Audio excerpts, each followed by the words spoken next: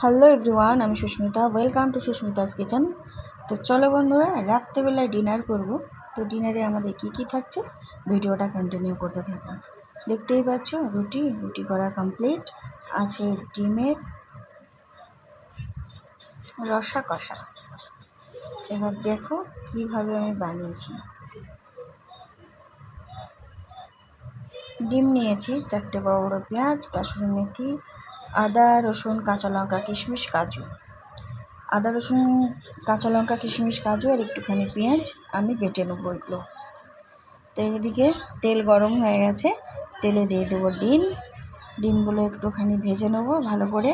আর মিক্সারে দেবো 1 চামচ পোস্তটা দিয়ে শুকনো লঙ্কা দিয়ে ভালো করে এগুলো মিক্সিং করে পেস্ট করে নেবো।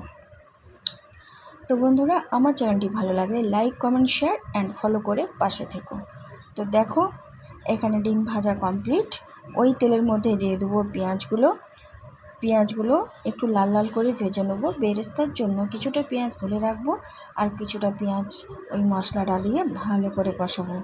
সিমে করতে হবে, কিন্তু সিমে না করলে তলায় লেগে যাবে, যেহেতু কাজু আছে।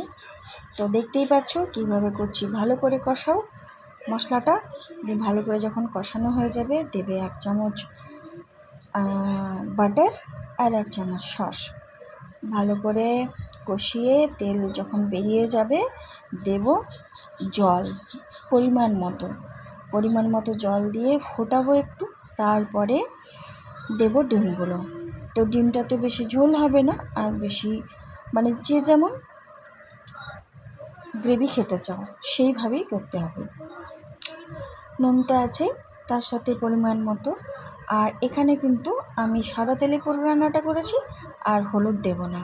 তো ডিমগুলো হাফ করে কেটে সমস্ত দিয়ে দিলাম। এবার একটু যখন জলটা ফুটে একটু গাঢ় হয়ে এলো দিলাম বেরেস্তা আর কাসুরি মেথি।